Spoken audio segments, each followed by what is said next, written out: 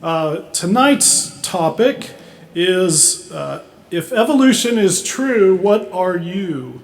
And here we are exploring the implications of the idea or the theory of evolution for the nature of what it means to be a human being. How does the idea of evolution affect the way we think about our humanity? And it's our privilege to welcome tonight Dr. Noel Weeks. He is going to earn the award tonight for the longest travel in order to come and be a part of our series. Dr. Weeks is here with us from Australia, where he lives and where he labors. He has degrees in zoology and theology, and he has spent the course of his academic career teaching ancient Near Eastern history and culture at a university there in Australia. So he is well qualified to address our topic, and as I said, after he lectures, there'll be an open period of question and answer, so be ready with your questions when that comes. So let's give Dr. Weeks a warm welcome to Tampa. Thank you for coming.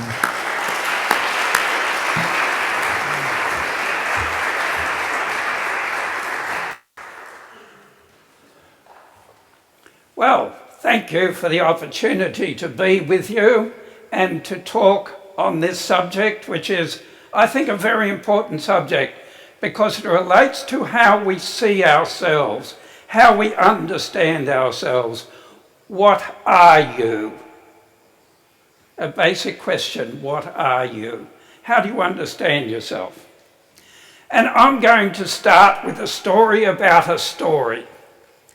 I was reading a book by an animal behaviorist, and the author was talking about the work that she had done to improve the life of zoo animals.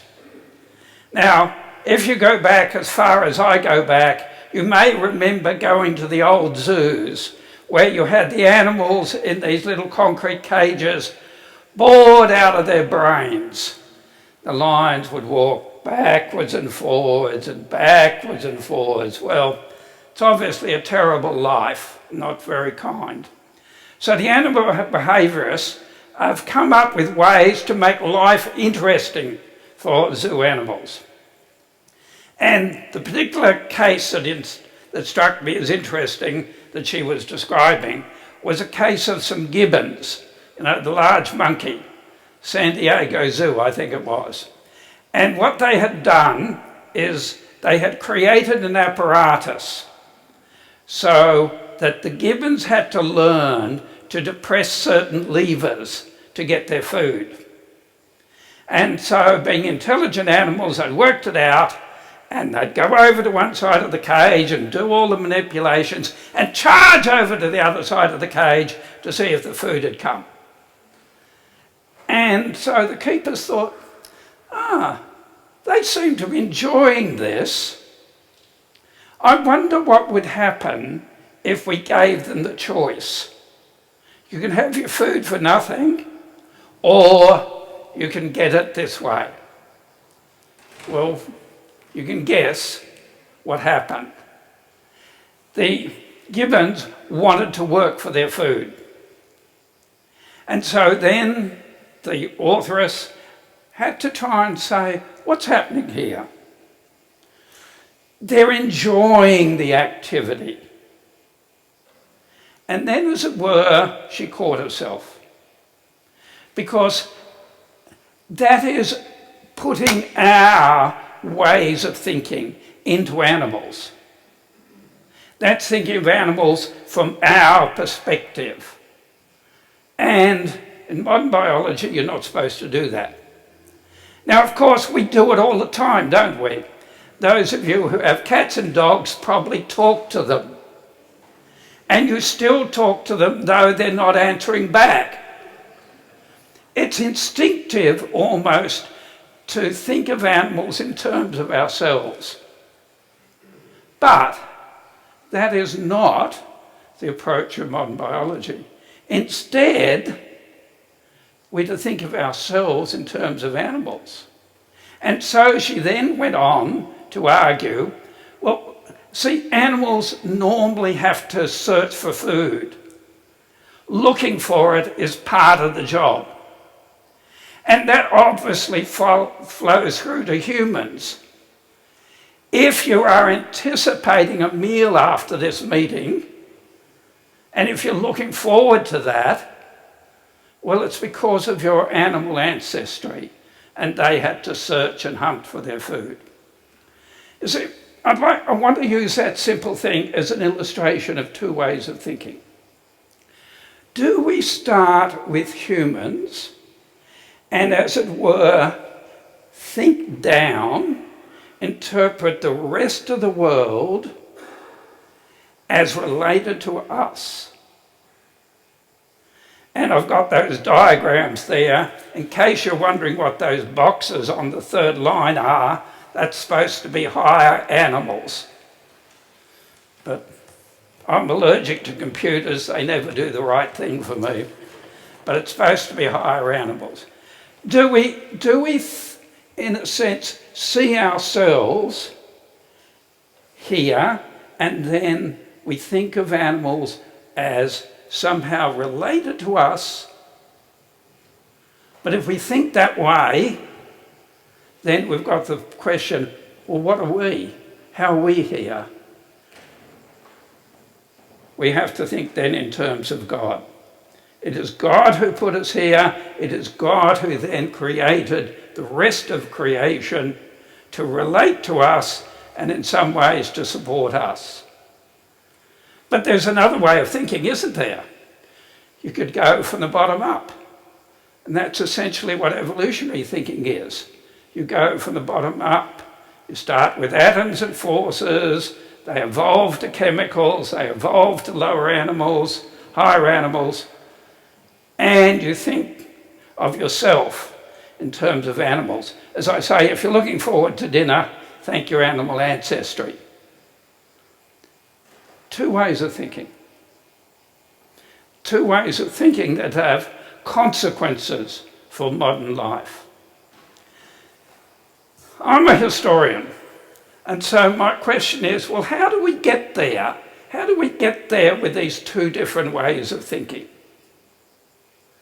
And obviously, the way of thinking that puts God first, and us as created by God, and the rest of the world as created there as support and for us, that comes from Christianity and the Bible.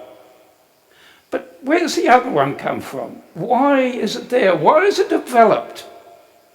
And what I'd like to do is to sketch out briefly the alternate, as it were.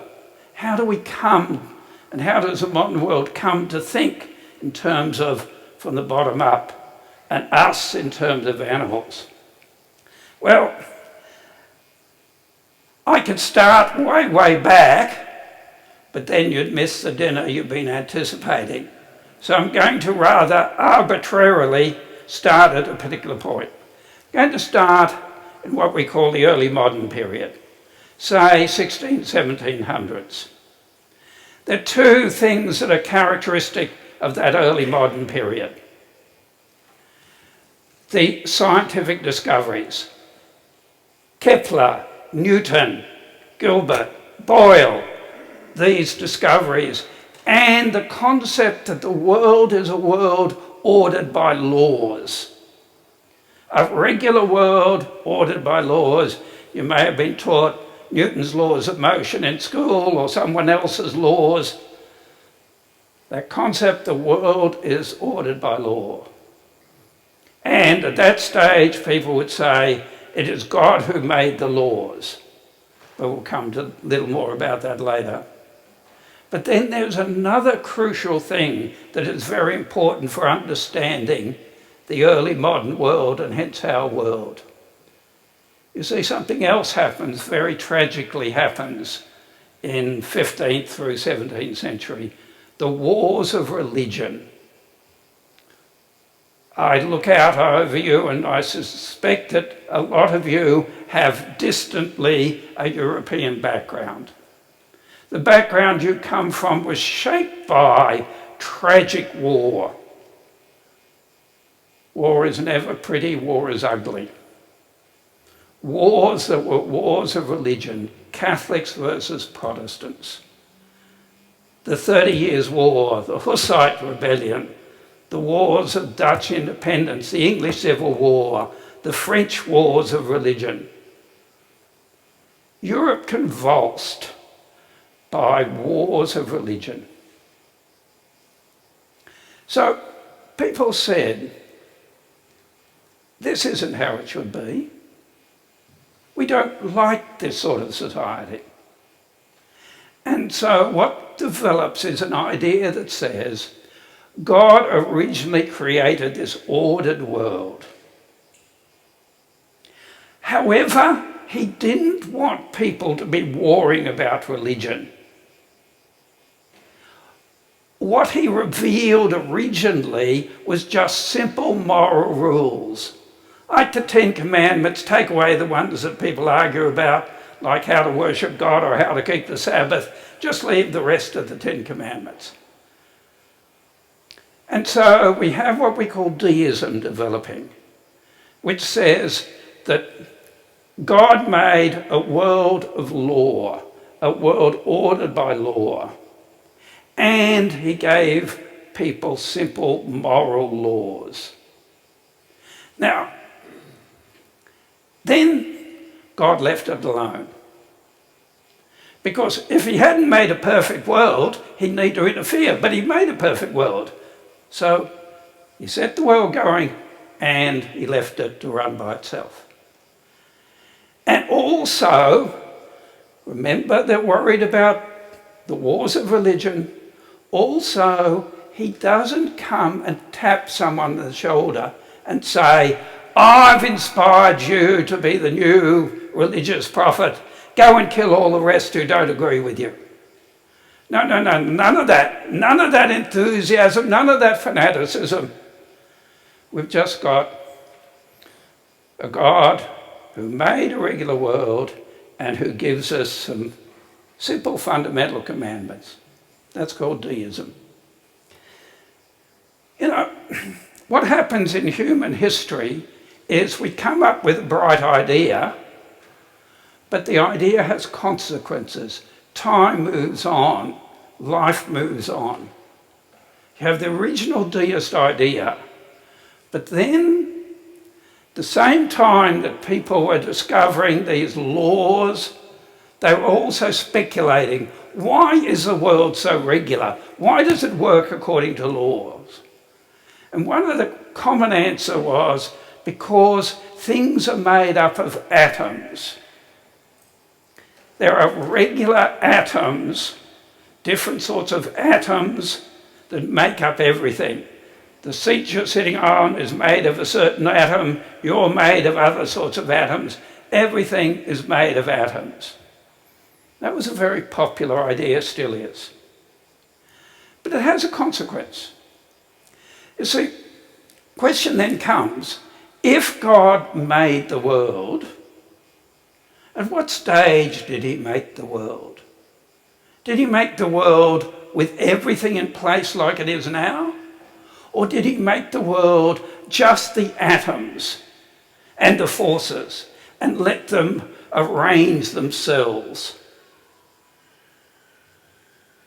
And the logic tended to go in the direction of saying he would have made just the simple things and let them arrange themselves. So there's all sorts of speculation. How did all the atoms come together and we eventually get our solar system?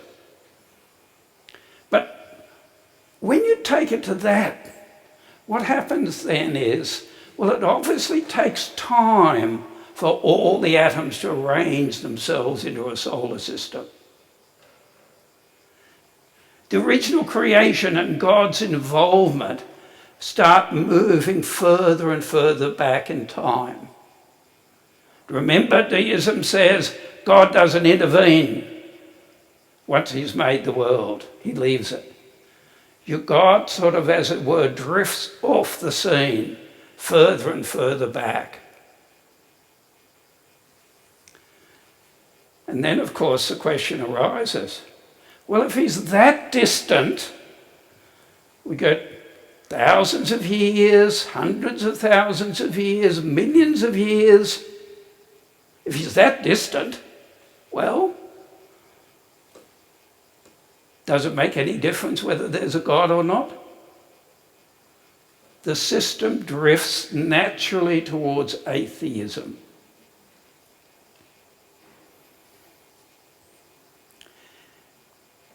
And another thing happens. See, it's the age of exploration. Non-European societies are discovered. And it becomes harder and harder to say, well, God gave all people the same original moral laws just as he gave us the original moral laws. Because different peoples have such different cultures and such different rules. And so, from saying that God gave everybody a modified version of the Ten Commandments, we come to people who start to say, well, we've got to work out what the laws are. We can't assume that they're just same as the biblical laws, or rather like them. Okay, next stage, taking you through a number of crucial stages. You have deism. But then you have another stage. See, we can say that things are ordered because all the atoms get together and they have a conference and they say, let's act according to the laws and everything is regular. But even if that is true, how could you ever follow all the dynamics, all the things that are involved there? Look, there are millions and millions of atoms in anything. You can't study every atom and all the motions of all the atoms. So what people say is, if we are to understand the world and society, we can't, as it were, start from the origin and calculate it all out. But we've got to apply that rational scientific method to understanding human society. Not work it all out from the beginning with all the physical equations, but the rational method to understand human society. And there are three crucial examples of this. By the way, I should say something. I am describing things that I don't necessarily agree with. I may actually describe things that are abhorrent to me and to you, as we'll see, but it's a history that we have to understand. Okay, first one of these people I want to talk about is a man by the name of Adam Smith. He was professor of moral philosophy in Glasgow. And what Adam Smith tried to do was work out the laws, the dynamics of human society, including the dynamics of business, human business life. And so he went round to various companies, various manufacturing works. We're talking about going into the late 18th, early 19th century. And the famous one, the famous story, is he went to a pin manufacturing work. And he studied how you make pins. And he studied various ways of making pins. You know, do you give one workman the job of making the whole pin? Or do you make one person make the shaft of the pin and another person puts the head on it? Well, turns out that you make more pins by specialisation. May drive the worker insane, sitting there all day putting heads on pins, but that's more efficient. So we're studying the laws of business efficiency. The laws also of economics. Because what he said is, what you see happening in business is businesses compete with one another. And the business that comes up with a more effective method like getting someone to specialise in putting the heads on the pins, is going to do better than the other businesses. And having done better than the other businesses, it can afford to sell pins more cheaply. And so it will, because it wants bigger market share. And so what will happen is that there will be competition between businesses. And one will be more successful, and it'll drive the others out of business. And one will lower its prices in order to get more custom, and it will drive the others out of business. Competition then yields better and cheaper products for society. Competition is good. Now, it may be out of greed that the merchant is lowering his price of pins, but that's all right, because everybody benefits. So what he is arguing is a law of competition. Now, I'm going to act in this like the writer of a detective story. I'm going to drop a clue. You know, when you read a detective story, they will drop a clue and you will always miss it. But in the last page, you realise, oh, that was what I was supposed to see to work out who done it. Well, I'm going to deliberately drop a clue here. He doesn't have to wrestle with the question, why is it that some businesses are more innovative, more entrepreneurial than others? Doesn't have to wrestle with that question. Why not? Because he's working with humans. And humans tend to be innovative and entrepreneurial. We'll come back to that. I want to talk about two other developments of the rational method of understanding and studying human society. I want to talk about racial theory. Now, I emphasise I am not approving. But what happens in this period of 18th, 19th century is people say we have to take a rational scientific attitude to the questions of race. And they combine that with Adam Smith's theory of competition. Races are naturally going to be in competition the same way as businesses are. And I'm an Australian, so I'll tell you the Australian version of the sad story. You see, what happens when English migrants come to Australia is there's already a population there. They're Aborigines.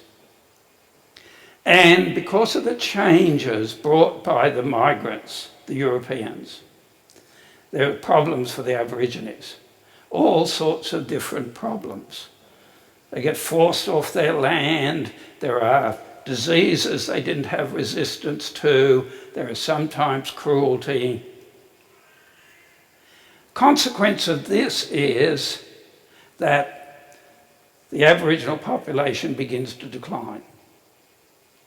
And some people notice that. And they contact the British Colonial Office and they say, do something. The Aborigines are dying. And the Colonial Office answers, what do you expect?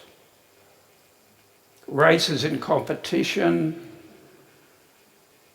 The result is going to be that one race will be forced out of business, will become extinct. I'm not saying that's what Adam Smith intended. I'm saying that's how people use Adam Smith's theories. And then something else happens in racial theory. Are there such a thing as characteristics of races? Are there better races? Are there evil races? Some people say there are. What do you do if you have a race that is inherently evil? Well, you have to get rid of it, don't you?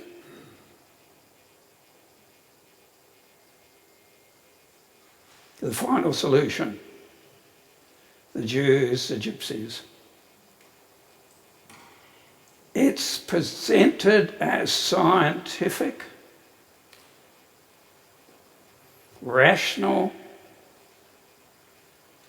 It's horrible. Leave it there, I'll go to another case. Thinking rationally, logically through human society in terms of classes. We come to Marx and Engels. They're trying to understand the dynamic of history in terms of the conflict of classes. And so they say that the logic of history, it will lead to the triumph of the proletariat, of the lower class.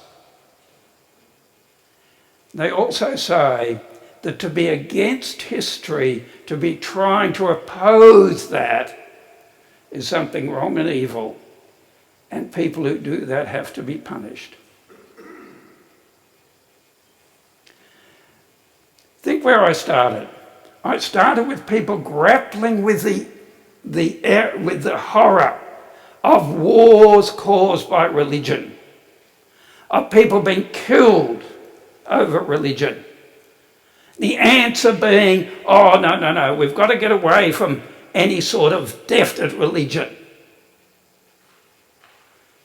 But what are we getting? We're getting out of racial theory, out of class theory, we're getting people being killed. Raises a fundamental question, doesn't it? Is the problem of evil, the evil of man that leads to conflict and hurting each other, is the cause religious? Is that what we have to deal with? Or is there another cause?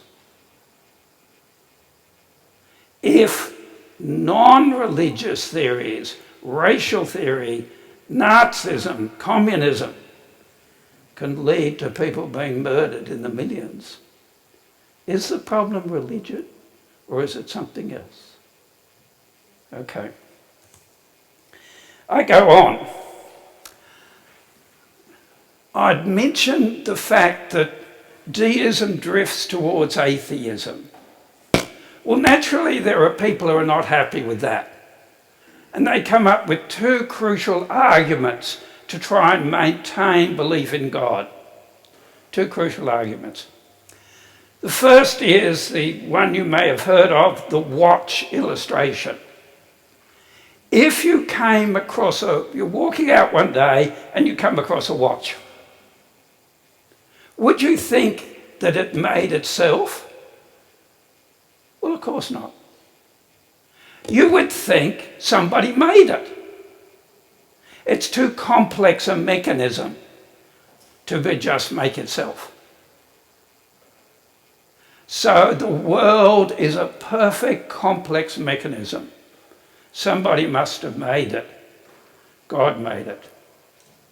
That's one argument. Second argument is, how did life originate? It can't originate by itself. There must have been a God who made it.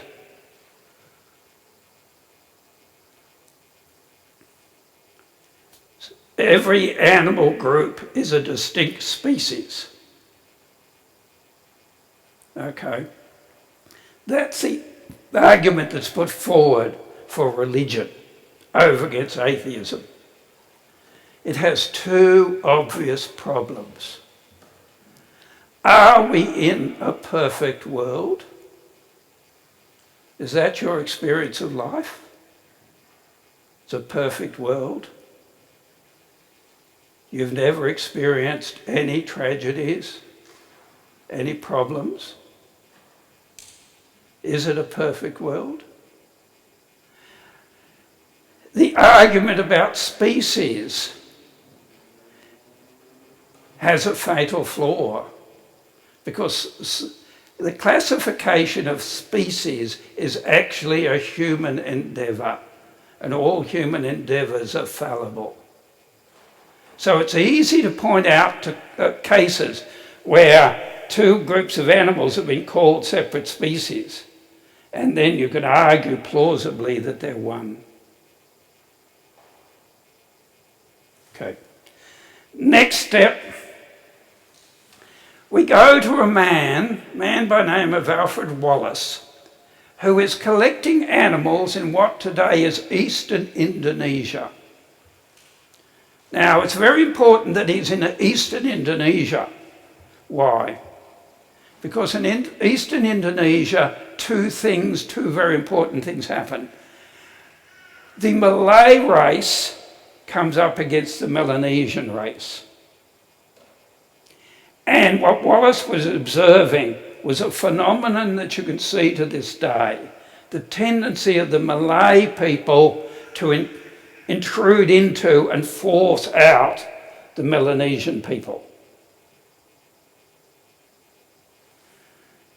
So Wallace is thinking about that.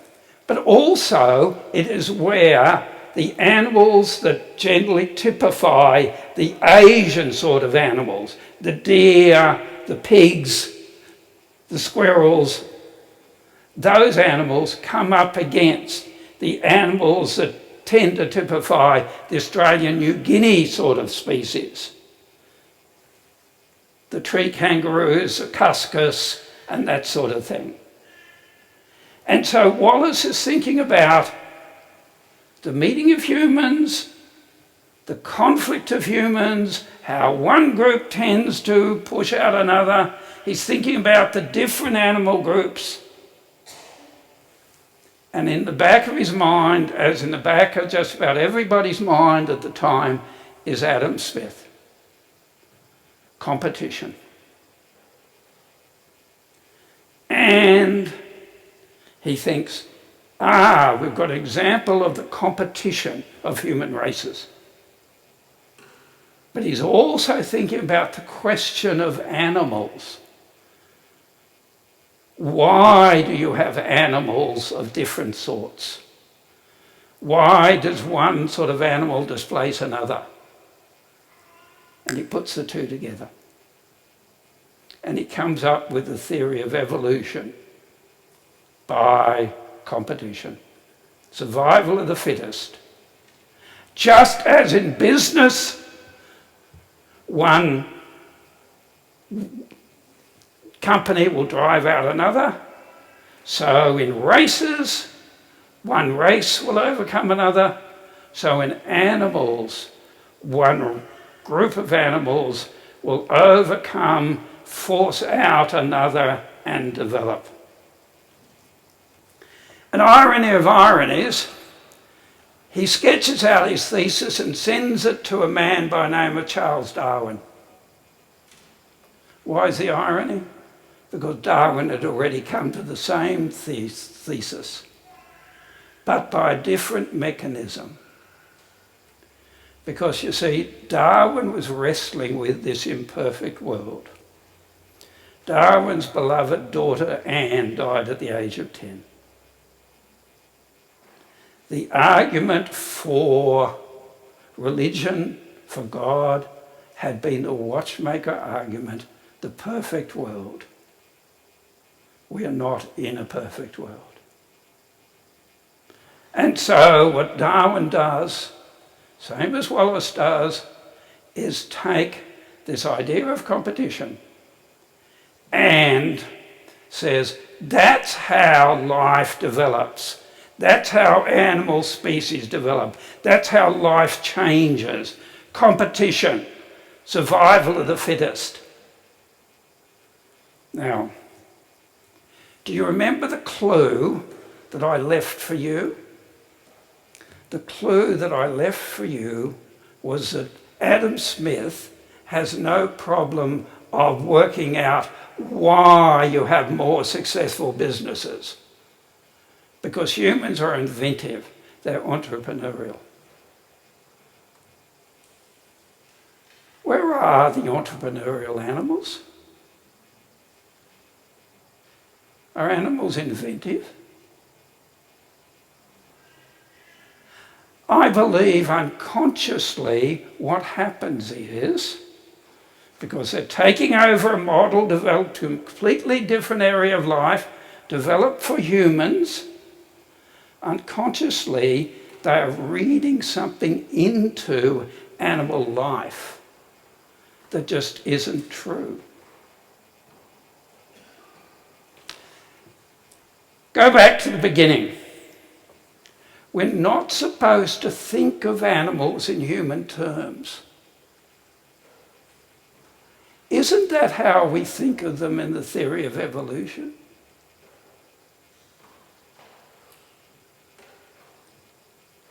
Some are more successful, some are more entrepreneurial than others.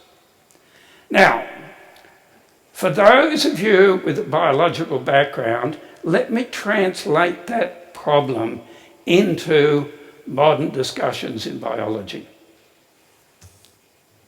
See, why will one animal be more likely to survive than another animal? You may say, well, it's got better genes. Okay. But how is it that even if it did, that the next stage takes place? Well, it's somehow got a better gene. Okay. But what about the next stage? Oh, it's somehow got a better gene. Accident? Let me put it this way. I hope none of you are gamblers. Hope you're not. But could you imagine, if you were a gambler, that this year you might win the lottery? It's very implausible, but it's possible, isn't it? Do you think you might also win the lottery the next year? And the next year? What are the odds? They're pretty astronomical, aren't they? See, if you say, well, just by luck, an animal happened to have a better gene, well, that's possible. But that it would continue getting better genes, that's harder to imagine, isn't it? That becomes the problem for zoology and biology. And connected to that is another problem, because the moment you say chance, you say disorder. Biological systems are extremely ordered systems, not supposed to put things in chance into ordered systems. When they brought photocopiers into the university where I worked, they put up a sign saying, do not put paper clips in this photocopier. Ordered systems don't take well to throwing something at them. They don't take well to chance. See, it's called the problem of intelligent design. I know that's sometimes pictured as though it's just a Christian argument against evolution. But if you read, you'll find that there are many non-Christians who are wrestling with that. How can you possibly, by chance, change the extremely ordered, complex systems that make up life and get better systems? Doesn't make sense. Let me give you another example of the way in which this problem impacts modern biology. Most of you will have seen the picture of the tree of life. You know, you've got a trunk, and here you've got the amphibians branching off, and the reptiles branching off them, and somewhere else some other group branches off. That's an imaginary picture, because the modern conception now is it's more a bush. different major groups of animals emerge without any possible or known connection. Even in the fossil record, we lack the connections. A prominent paleontologist, Stephen Gould, came up with a theory to explain this. Basically, he says you've got to understand the history. He's an evolutionist, but you've got to understand evolutionary history as long periods of boredom where nothing happens, and then brief moments of terror where everything changes. But because the moment of change is so brief, we don't have the fossil record for it. You see, what I'm saying is these problems actually relate back to the fundamental fact that, paradoxical as it may seem, what happened was that the theory of evolution developed thinking of animals as though they were humans. That came because we took over a theory out of economics that applied to humans and applied it to animals. As I say, some of you talk to your dogs. It's almost instinctive to think of animals as though they're human. Maybe that isn't so silly. Maybe we are created by God as separate and special, and we understand and are to understand animals in their relation to us. The alternative, let's think about the alternative. The alternative is that we are, or we come from animals, and our instincts, our morals, whatever, come from animals. Notice then the paradox. I started this process, this development, with people wrestling with questions of morality. Religious people kill each other. Got to do something about that. That's wrong.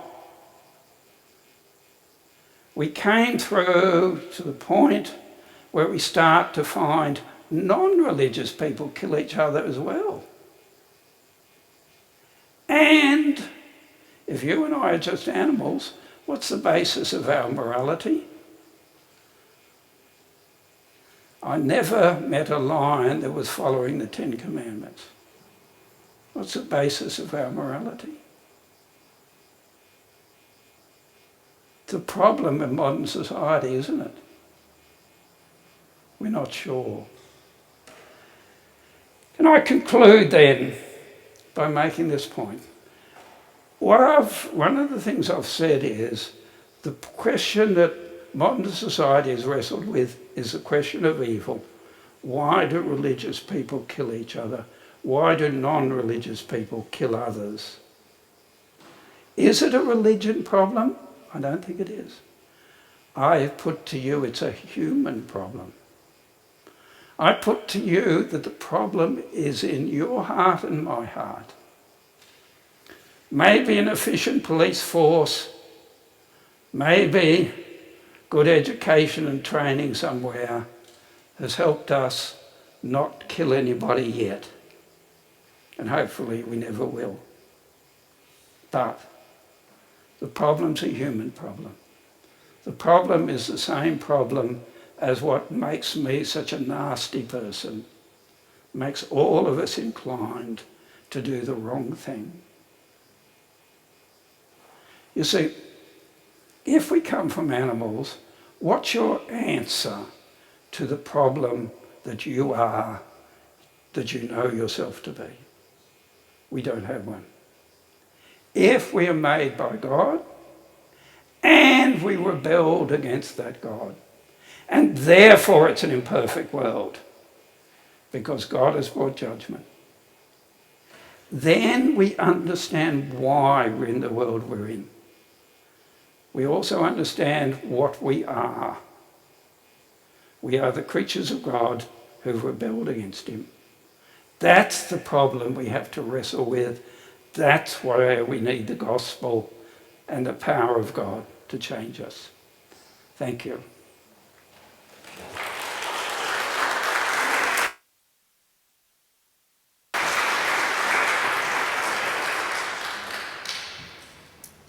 Do we have some ushers?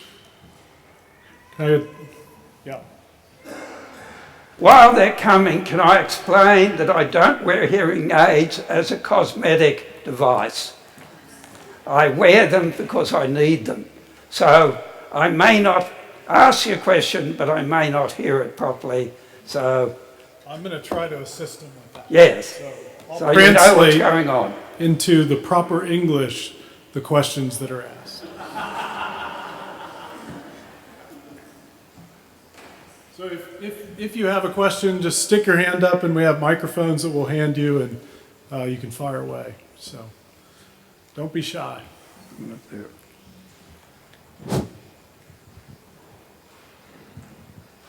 How's it going? My question's like twofold. So the first question is, are you alluding to the idea that the Pilgrims came to the when they came here to America, that they had a deistic viewpoint? Because atheism would point to that idea from what I see in media, whereas evangelical Christians in America would point to the fact that our founding fathers were more of Christians. So that's the first question. My second question has to do with kind of the current future that we're in, where we're developing technologies that are trying to integrate with people, and they look at it more from a symbiotic relationship. So people are basically becoming cyborgs with mechanical hearts and growing new DNA in the future. Have you ever thought of that being an evolutionary trait?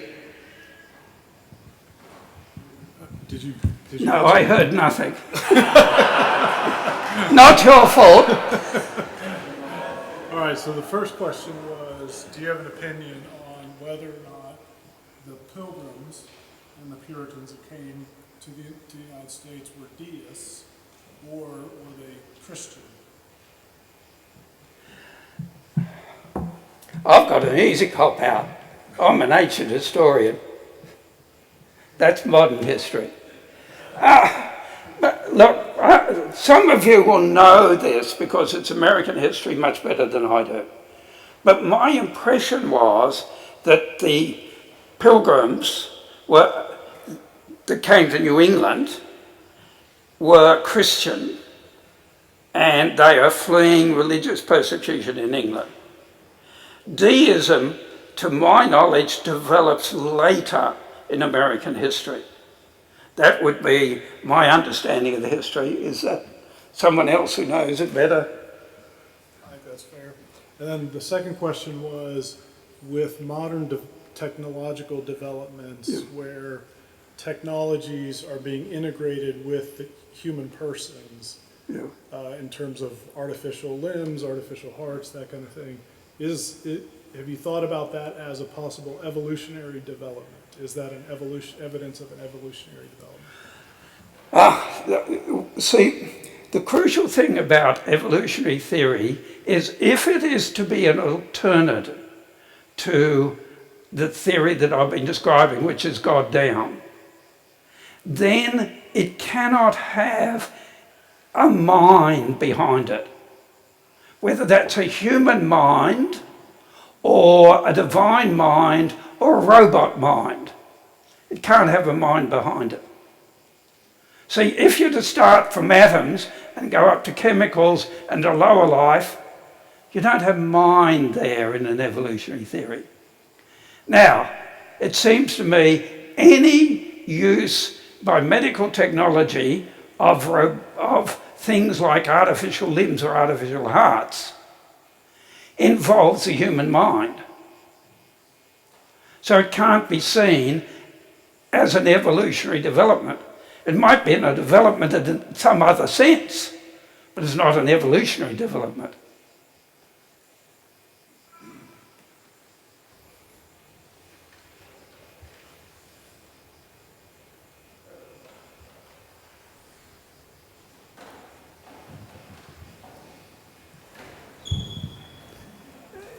could God or a supreme creator not have created life through the evolution as opposed to a human being created first? The question is the theistic evolution. Yes. Could God have used evolution? The moment you phrase it as could, the answer has to be yes. The moment you say did he, then you get a different answer. See, it seems to me that given factors like the fact that life, the origin of life itself, is so difficult to conceptualize without prior life, the origin of complex biological systems is difficult to conceptualize without some sort of active intervention. If you're to have evolution, you must have God involved, right? The question, however, is, did God do it that way? Have we got any evidence that God did it that way? Generally what happens is people come to theistic evolution because they think everybody believes in evolution, it must be right, so how do I fit God in?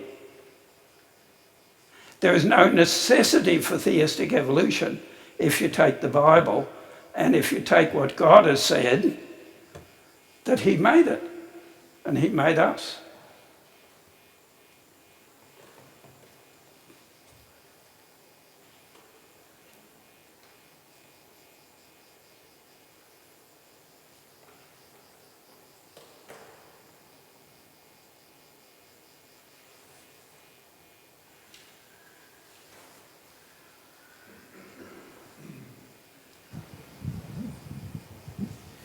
I know one of the explanations deals with micro and macro evolution. The micro would be more an adaptation response within species, but as you've mentioned, the macro change of one species to another, to eventually a human is, I think, rejected in many quarters, as you have rejected it. Is there any other explanation of how maybe evolution's been applied in terms of the changes that we see within the species itself? Not all of it, yeah. Okay. Difference between micro and macroevolution. Yeah. Are there other scientific evidences for explanations for the changes between species? Things like the Stephen Gould example. Okay. See, species is a difficult concept because species are human classifications. When I did taxonomy in zoology, I was given the definition: a species is a group of animals that a competent taxonomist calls a species. There's a certain arbitrariness about species. If you go a bit into higher divisions of the animal or plant kingdom, into orders or something like that, then the differences are much bigger and much clearer. Now, let me talk to you a bit about microevolution and macroevolution. Okay. One of the interesting things about wild animal populations is they tend to be what we call heterozygous. That is, that, to simplify it, you often hear of, say, dominant and recessive genes. What tends to happen with wild animal populations is that they don't have two genes the same. They'll have a dominant and a recessive, or one other version of that gene. And it seems to be that what that allows is that if the animal moves into a different environment, it's got an alternate gene that may become useful in that alternate environment. So you can get a certain amount of change. Domestic animals that are highly bred tend to be homozygous. They have all the same genes. That is why you reach a point in domestication and domestic breeding where you can't, as it were, get further development in a certain direction. So, because of this heterozygous character of wild populations, it's possible for the population to change a certain amount. But those are in terms of genes already present in the population. The problem is how you get a completely different gene that is actually going to be advantageous. Another interesting thing that you find is when animals go wild, for example, we've got a problem of feral cats in Australia. They're a real pest. You know, I'm not against cats, but as long as you keep them domesticated. When cats go wild, you know, they're killing the native animals. But the interesting thing is that you may have your Siamese and your white Persians and your blue Persians, but what's the character of the feral cat? They change back into the original tabby because that's the one that's best adapted for wildlife. So in domestication, we can concentrate genes and move animals to a certain type. But once they have to go wild again, they go back because that's the form that's best adapted for wildlife.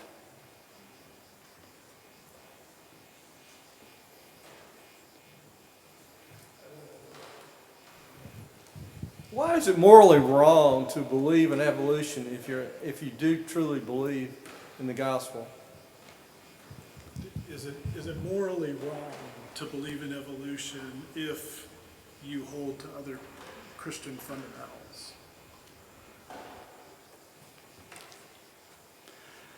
The last thing I would set myself up to be is a judge of someone's morals. I'm a sinner. I'm not going to say somebody is immoral. What I will say is, I don't think that's what the Bible teaches. And you think that through in terms of your relationship to God. I'm not going to call you a sinner. No way.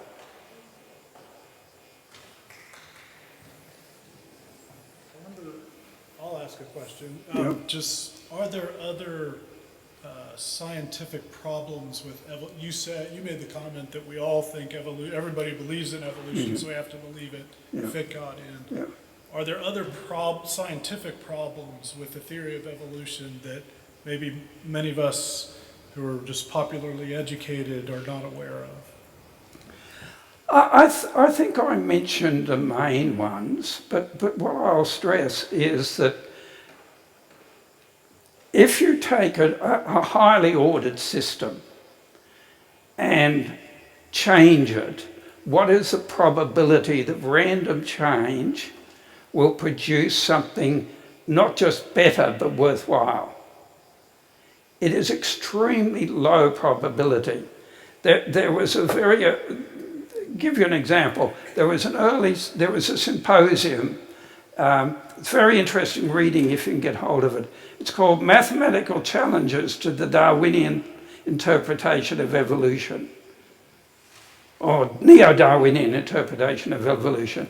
And this mathematician calculates that even if we allow for 14 billion years for the history of the universe, there isn't enough time for a single meaningful random change in a biological system. It is so improbable. It's that problem of order that is so much a crucial problem. As I'm arguing, people got round that because they're thinking in human terms. We don't have that problem in human terms. We can invent. But that's the crucial scientific problem.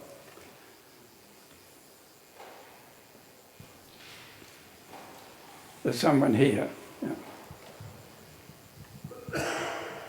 I just recently read a book, Tornado in a Junkyard, and it had to do with evolution, and it was talking about the theory, Darwin's theory was in the 1800s, and science has come so far that they say that the DNA can disprove that theory all by itself, and that an eyeball, whether it's a human or what it's in, cannot have evolved because the eyeball has to be complete at one time to function.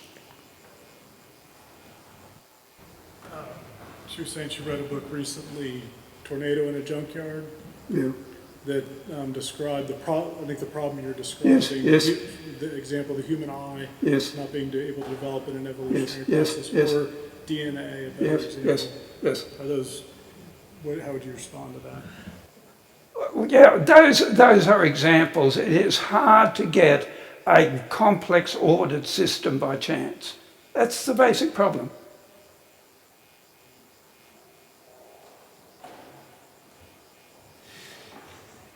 In the Western world, people tend to accept evolution as the explanation for why we are the way we are.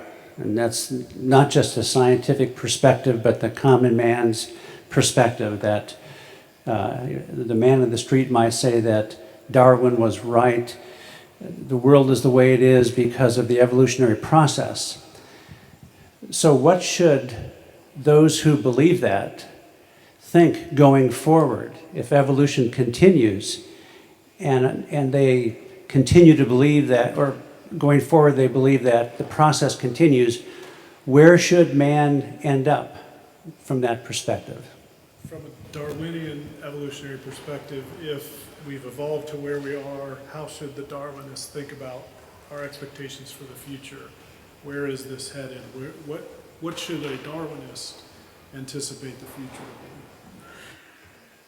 That's a very difficult question for a Darwinist, because the model doesn't really give you an ability to predict the direction in which evolution will move.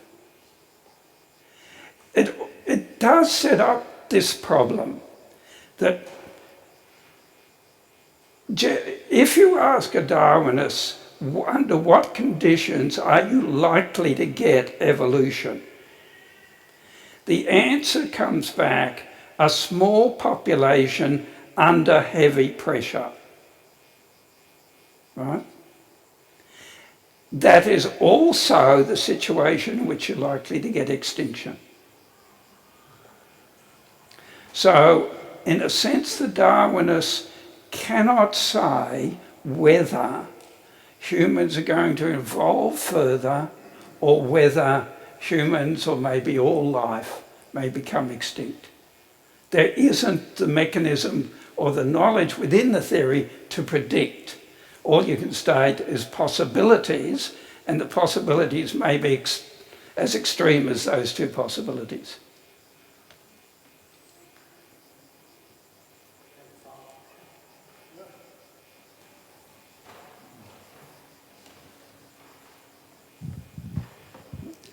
Why is it important for Christians to understand the evolutionary process or understand the Darwinian perspective? Why is it important for Christians to understand the Darwinian theory? I would say, I'm not sure that I want to say it's important for Christians to understand all the intricate nuts and bolts. You know, there are so many big questions that we should be involved in as Christians. I am not sure that I want to say to people, just because it interests me and I think it's important, you need to understand the nuts and bolts.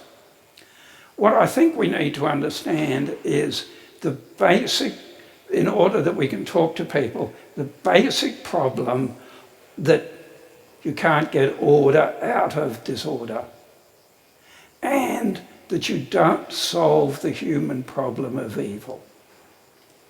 Those are where it impacts crucially on people, I think.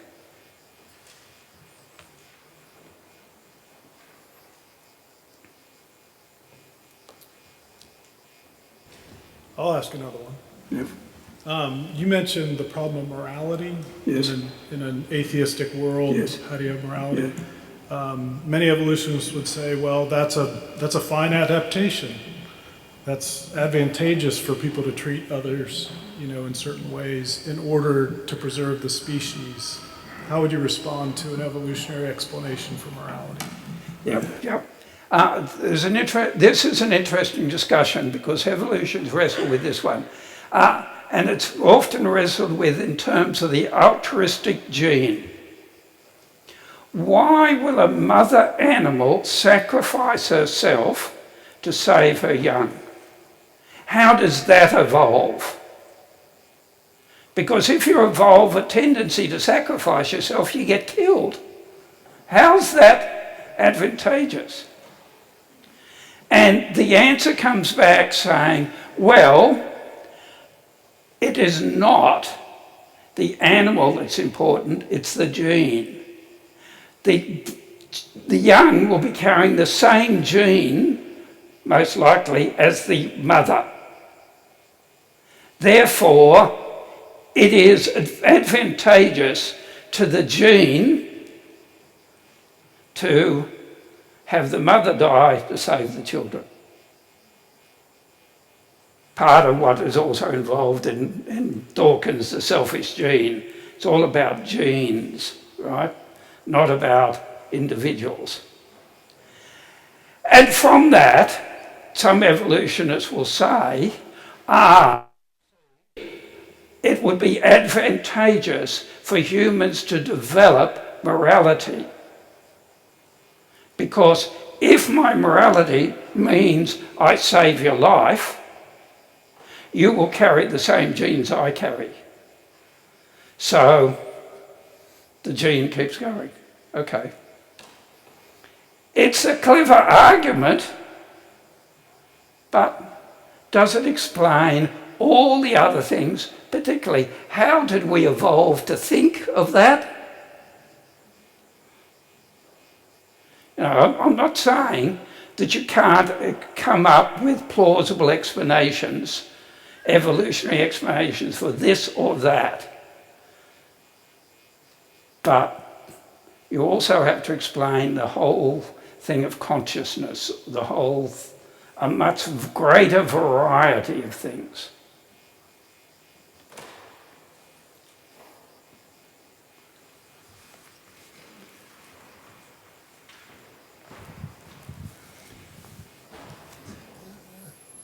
How do you, as a Christian, reconcile the creation story with the fossil record?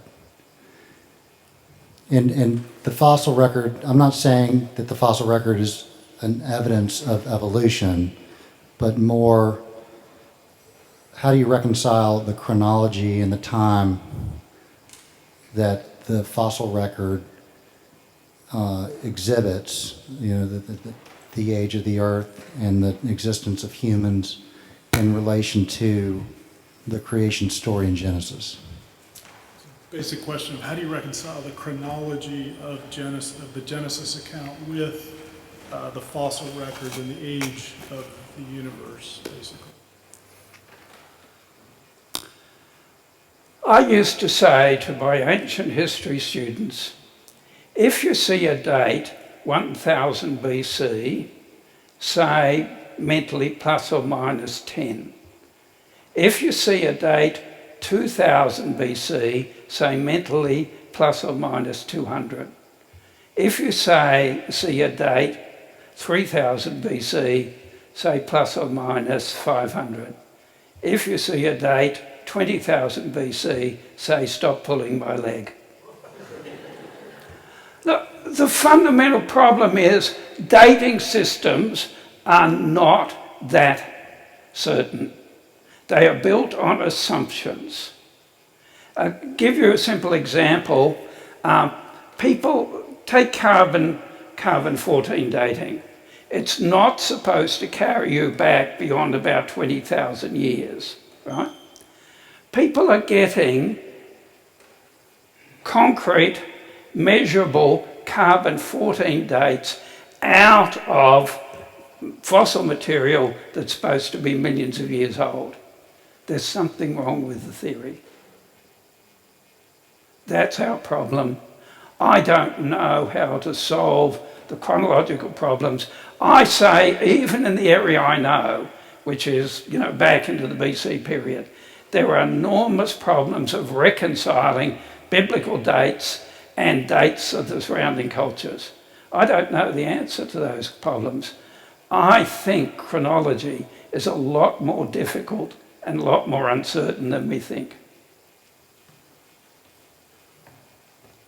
Are you saying biblical chronology is also as difficult? No, I'm not saying that necessarily, but I'm saying the problem of chronology, when you're trying to take biblical chronology and relate it to the surrounding chronologies.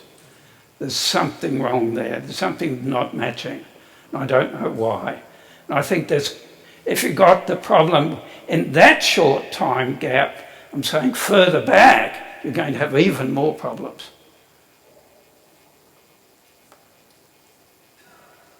Any other questions? Yeah.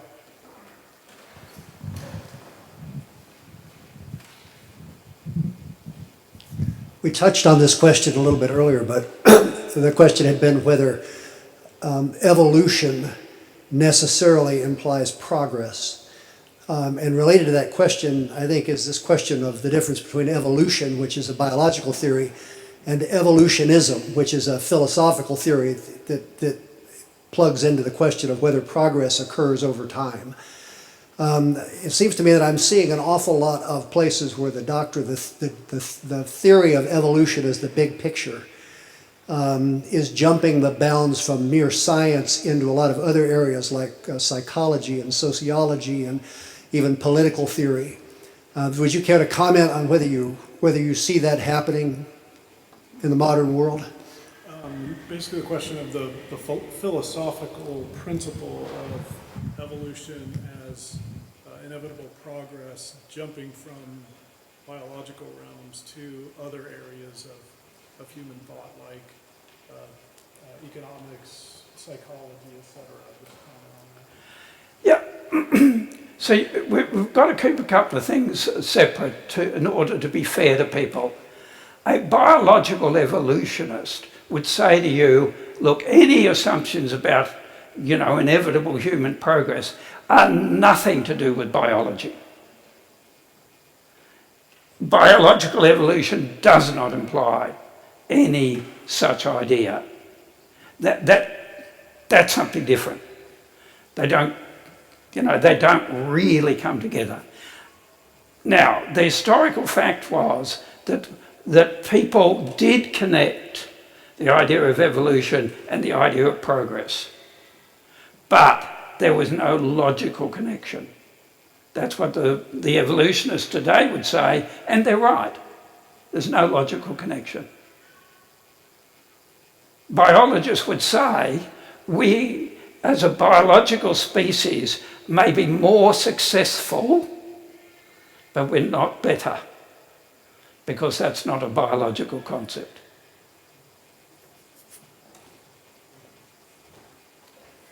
Well, I think we'll wrap up there. If you all have questions, I'm sure Dr. Weeks will be willing to stick around and answer personal questions. Thank you all for coming tonight. I hope this was helpful, interesting, enjoyable. We will have another conversation in February, and the topic at that conversation will be racism and how Christian worldview intersects with the problem of racism in America today. So let's again just thank Dr. Weeks for his time tonight.